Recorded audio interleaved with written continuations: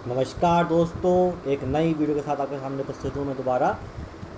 तो आज हम पढ़ेंगे रेडियो एक्टिविटी। बहुत ही अच्छा टॉपिक, बहुत ही इम्पोर्टेंट, इंटरेस्टिंग भी है। और दोस्तों, मैं समझता हूँ आज के युग में ये जो डिस्कवरी हुई थी 1900 ईस्वी के आसपास, मैडम क्यूरी ने जो करी थी डिस्कवरी, आज के टाइम को देखते हुए बहुत ही इम्पोर्टेंट डिस्कवरी थी।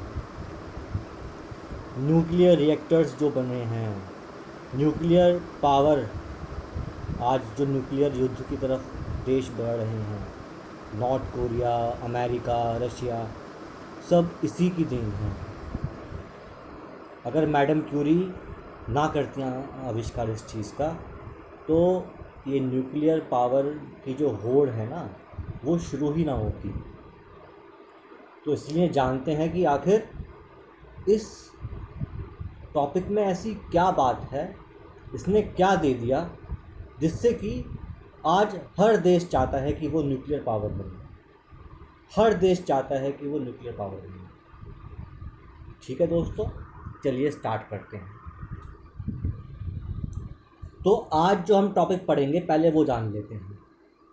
तो पहले पढ़ेंगे हम अल्फ़ा बीटा गामा रेज क्या होती हैं। फिर पढ़ेंगे लॉज ऑफ रिडक्टिव डिसइंटीग्रेशन। उसके बाद हाफ लाइफ पीरियड। इसके बाद nuclear forces and binding energy. फिर chain reaction, nuclear fusion and fission, और कुछ न्यूमेरिकल्स देखते हैं। ये हमारा आज का शेड्यूल रहेगा। चलो शुरू करते हैं। तो पहला है alpha beta and gamma rays. Alpha beta and gamma rays, ये सिंबल है। तो दोस्तों, कोई भी रेडियो एक्टिव सब्सटेंस होता है, पहले तो हम जाने की जाए कि व्हाट इज़ रेडियो एक्टिविटी, ये रेडियो एक्टिविटी होती क्या है। तो दोस्तों, रेडियो एक्टिविटी क्या होती है? When the nucleus of any substance, when the nucleus of any substance starts disintegrating spontaneously, when the nucleus of any substance starts disintegrating spontaneously, then this phenomena is called radioactivity. ये जो phenomena है, इसको बोलते हैं radio activity. जब किसी substance का nucleus, हम जानते हैं कि हमारे पास जो भी मैटर है, either it is solid, liquid और गैस, सभी में एटम होता है। एटम में न्यूक्लियस होता है। न्यूक्लियस में दो सब पार्टिकल होते हैं, सब एटॉमिक पार्टिकल होते हैं। एक होता है प्रोटॉन और एक होता है न्यूट्रॉन। ये सब आप जानते होंगे। तो ये जो न्यूक्लियस है, अगर ये न्यूक्लियस अपने आप ही डिसइंटीग्रेट होना शुरू हो जाए, इसका मतलब क्या है? मतलब इससे कुछ रेज निकलनी शुरू हो जाएं और इसका मास कम होना शुरू हो जाए। जो इसके अंदर पार्टिकल है, those particle have mass. Proton have also mass, neutron have also mass. तो अगर प्रोटॉन्स और न्यूट्रॉन्स से रेज निकलनी शुरू हो जाएं, रेज निकलेंगी तो इनके मास में कमी आएगी। That event is called radio activity. क्या बोलेंगे उसको? Radio activity. कौन कौन सी रेज निकलें? 3 टाइप की रेज देखी गई हैं। अल्फ़ा निकलती है, बीटा और गामा। 3 टाइप की रेज निकलती हैं। ओके दोस्तों, रेडियो एक्टिविटी में 3 टाइप की रेज निकलती हैं, अल्फ़ा बीटा गामा। अब जानते हैं इन रेज की प्रॉपर्टी क्या है। ठीक है, चलो। तो पहला हम जानते हैं अल्फ़ा रेज के बारे में। अल्फ़ा रेज, ठीक है। तो alpha rays they are positive. Helium particle भी बोल देते हैं इसको। ये इसका होता है, जो अल्फ़ा रेज है ना, उसका जो एटॉमिक फार्मूला बोलेंगे तो वो ये होता है 2He4। हीलियम का ये पार्टिकल होता है। हीलियम का ही पार्टिकल होता है, पॉजिटिव होता है। High ionizing power, less speed, speed कम होती है। ठीक है, high ionizing power and less speed, less energy, energy भी कम होती है इसके, and low penetrating power, low penetrating power मतलब किसी भी ऑब्जेक्ट के थ्रू जो पेनिट्रेट करना है वो कम कर पाता है। अगर 10 सेंटीमीटर की मोटाई है किसी ऑब्जेक्ट की तो 2 कर पाएगा। बात समझ में आई? ये कुछ प्रॉपर्टीज़ थी। पॉजिटिव चार्ज होता है इसका, हीलियम का हीलियम का पार्टिकल है ये, आयनाइजिंग पावर इसकी हाई होती है, लेस इसकी स्पीड होती है, और क्या बताया मैंने, लो पेनिट्रेटिंग पावर। ठीक है ना, ये चीज़ नोट कर लेना। चलो अब देखते हैं बीटा की प्रॉपर्टीज़। बीटा होता है negatively charged, beta is negative charge. Electron देखा है आपने, बस बीटा का भी कोई सिंबल होता है -1 0, means massless particle. Beta is massless or have negligible mass but has one negative charge, has one negative charge. High energy, high speed, high penetrating power but low ionizing power. High energy, high speed, high penetrating power but low ionizing power. Ionizing power low होती है। Next is gamma. Next is gamma. Gamma no charge, कोई charge नहीं। Energy waves बोलते हैं इनको, क्या बोलते हैं? Energy waves. High energy, high penetrating power and low ionizing power. ठीक है, high energy, high penetrating power, low ionizing power, having no charge, called energy waves. बात समझ में आ रही है आपको? ये 3 टाइप की वेव्स निकलती हैं रेडियोएक्टिव सब्सटेंस से। आगे देखते हैं laws of radioactive disintegration.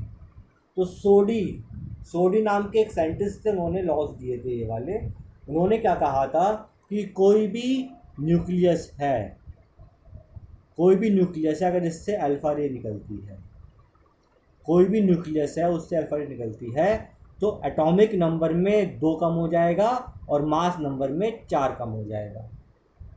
Atomic number में 2 कम हो जाएगा और मास नंबर में 4 कम हो जाएगा। वहीं अगर बीटा रे निकले, वहीं अगर बीटा रे निकले तो एटॉमिक नंबर 1 बढ़ जाएगा, मास नंबर में कुछ चेंज नहीं होने का। एटॉमिक नंबर 1 बढ़ जाएगा, मास नंबर में कोई चेंज नहीं होने का। वहीं अगर गामा रे निकले, वहीं अगर गामा रे निकले तो कोई चेंज नहीं होगा किसी में भी। No change in atomic number and no change in mass number. This is the laws of radioactive disintegration. अगर अल्फा निकलती है तो 2 कम होगा एटॉमिक नंबर में, 4 कम होगा मास नंबर में। बीटा निकलता है तो 1 बढ़ जाएगा एटॉमिक नंबर और मास नंबर में कुछ चेंज नहीं होने का। और गामा निकलती है तो नो चेंज, कुछ चेंज नहीं होने का कहीं भी। बात समझ में आई? चलो आगे देखते हैं half life period. Half life period क्या होता है भाई? वो समय जब जो मास है न्यूक्लियस का वो अपने इनिशियल का आधा रह जाए। अगर वो इनिशियली एन नॉट नंबर है, उसके अंदर एन नॉट पार्टिकल्स हैं और वो n0/2 रह जाएं, ठीक है ना, अपने मास का, इनिशियल मास का आधा रह जाए, तो वो टाइम जब ऐसा होगा उस टाइम को बोलते हैं हाफ लाइफ पीरियड। उस टाइम को बोलते हैं half life period. The time in which the mass और the amount of an object is reduced to half of its initial quantity, then that time is called half life period। उस time को बोलेंगे हम half life period. आ रही है बात समझ में? चलो, next is nuclear forces and binding energy. तो दोस्तों यही एक चीज़ है जिसकी वजह से डिसइंटीग्रेशन हुआ। हम जानते हैं ये न्यूक्लियस है, इसके अंदर प्रोटॉन भी हैं और न्यूट्रॉन भी हैं। पर न्यूट्रॉन तो है शांत क्योंकि they have no charges, but proton शांत नहीं है। प्रोटॉन में चार्ज है प्लस का। अब दो प्लस के चार्ज अगर एक जगह इकट्ठे हो जाएंगे तो उनके बीच में क्या होगा? रिपल्शन। उनके बीच में होगा रिपल्शन। और अगर ये बहुत सारे हों तो रिपल्शन बहुत सारा होगा, अगर ये बहुत सारे हों तो रिपल्शन बहुत सारा होगा।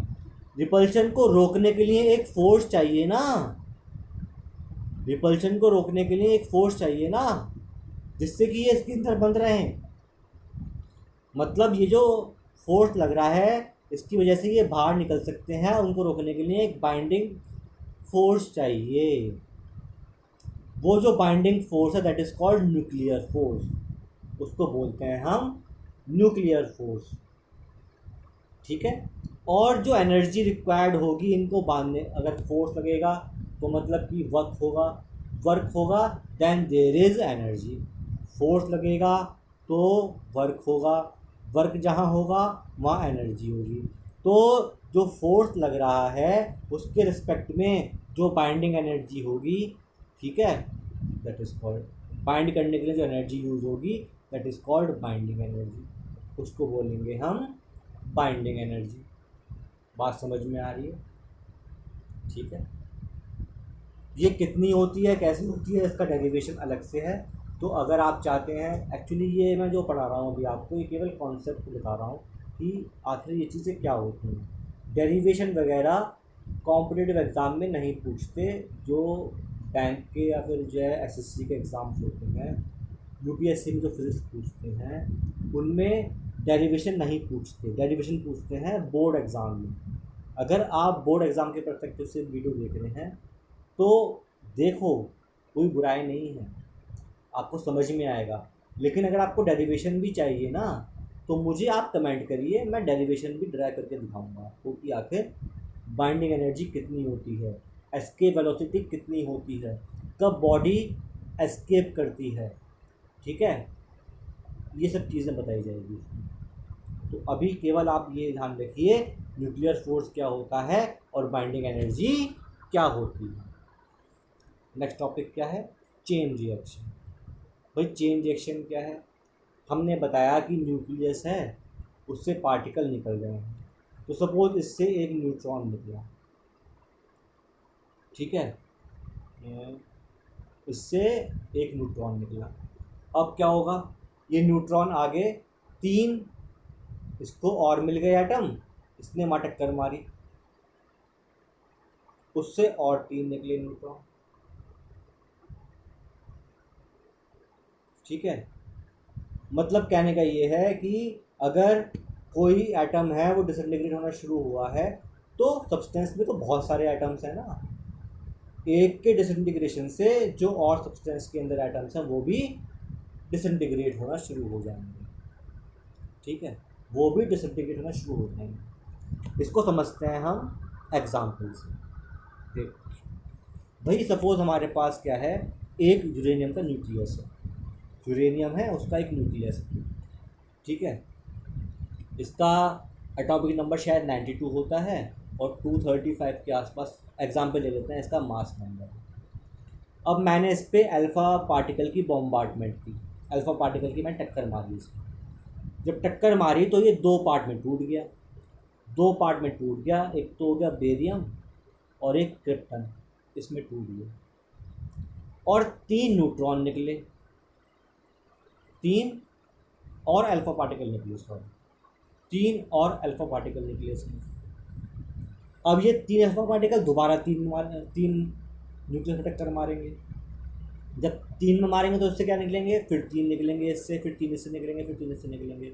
तो मतलब तीन ने 9 निकाल दिए, 9 27 निकालेगा।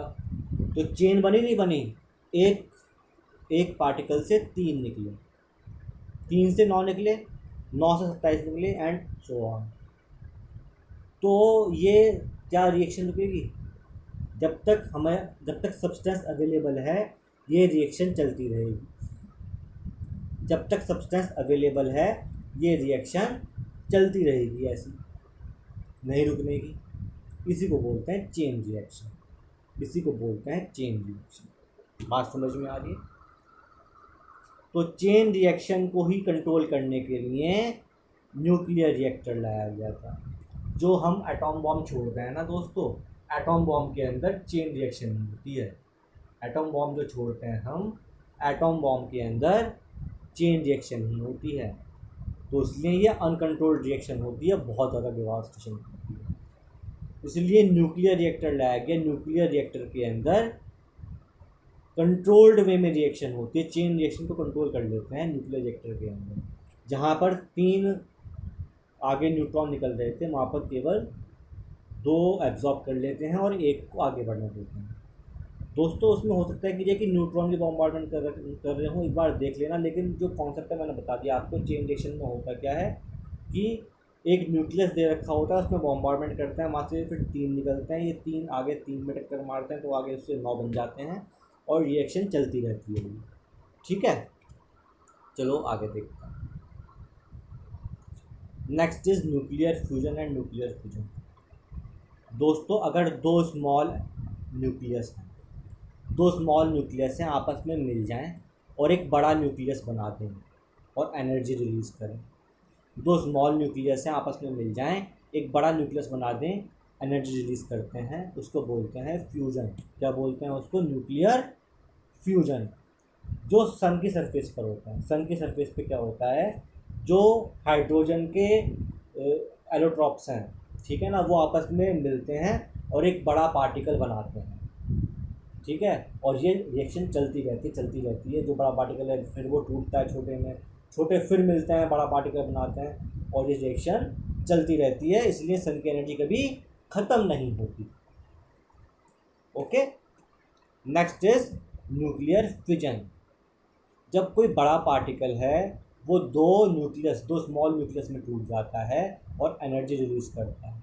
एक बड़ा पार्टिकल है वो 2 पार्टिकल में टूट जाए, स्मॉल पार्टिकल में, और एनर्जी रिलीज़ करे। पार्टिकल की जगह आप एटम लिखना। एक बड़ा एटम है और वो 2 स्मॉल एटम में टूट जाए और एनर्जी रिलीज़ करे तो उसको बोलते हैं न्यूक्लियर फिजन। क्या बोलते हैं उसको? न्यूक्लियर फिजन, जो एटम बॉम्ब के अंदर होता है, जो एटम बॉम्ब के अंदर होता है। दोस्तों न्यूक्लियर फ्यूजन का एग्जांपल हो गया हाइड्रोजन बॉम्ब और फिजन का हो गया एटम बॉम्ब। बात समझ में आई? चले अब देखते हैं कुछ न्यूमेरिकल। फॉर एग्जांपल मेरे पास कोई एक एक्स एलिमेंट है, इसका सपोज मैंने दे दिया कि यहाँ पर 20 है और यहाँ मैंने दे दिया 40। ये कैल्शियम की बात कर रहा हूँ शायद। तो इसमें से मैंने कहा कि एक अल्फा पार्टिकल निकला तो क्या बनेगा?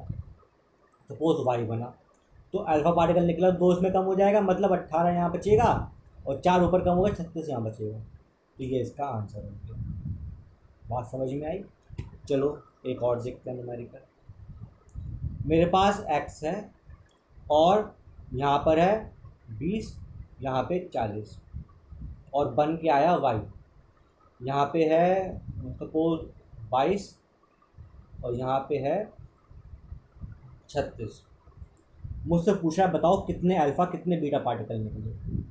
तो दोस्तों देखो, एटॉमिक नंबर बढ़ा और मास नंबर कम हुआ, तो पहले मास नंबर पकड़ो, क्योंकि बीटा और गामा में मास नंबर चेंज नहीं होते। मास नंबर चेंज होता है केवल अल्फ़ा पार्टिकल में। तो अगर मास नंबर चेंज हो रहा है तो मतलब यहाँ पर अल्फ़ा पार्टिकल निकला होगा। तो अल्फ़ा पार्टिकल निकला है तो इसका मतलब है कि 1 निकला, क्योंकि 4 कम हुआ ना, 1 अल्फ़ा निकला, तो 20 से 18 हुआ होगा, बट यहाँ 22 दे रखा है। तो हम जानते हैं कि एटॉमिक नंबर कब बढ़ता है? जब बीटा निकलता है। तो 1 तो निकला अल्फ़ा और 4 निकले बीटा, क्योंकि 4 बड़ा है ना, 4 निकले बीटा। तो इस रिएक्शन में 1 अल्फ़ा और 4 बीटा पार्टिकल निकले। आ रही बात समझ में आपको? आगे देखिए। चलिए दोस्तों, ये लेक्चर यहाँ ख़त्म हो जाता है। मैं समझता हूँ जो मैंने बताया आपको समझ में आया होगा। नहीं समझ में आया तो प्लीज़ कमेंट करिए। एक बार वीडियो दोबारा देखना और कॉपी पेन लेके बैठना और उसको लिखना। फिर भी समझ में नहीं आता है तो मुझे कमेंट करिए। जहाँ पर भी दिक्कत आई है मैं दोबारा समझाऊँगा, उसको दोबारा वीडियो लेके आऊँगा, या मैं अपना आपको नंबर दे दूँगा, आप उस पर कॉल करके मुझसे डाउट क्लियर कर सकते हैं। आप चाहते हैं अगर किसी और वीडियो पर, किसी और टॉपिक में मैं वीडियो बनाऊं तो मुझे कमेंट करके बताइए, मैं उस टॉपिक पर भी आपके लिए वीडियो लेके आऊँगा। लेकिन आपसे रिक्वेस्ट है, अगर आपको वीडियो पसंद आई है तो उसको लाइक करिए, शेयर करिए और सब्सक्राइब करिए। तब तक के लिए धन्यवाद। आपका दिन शुभ हो।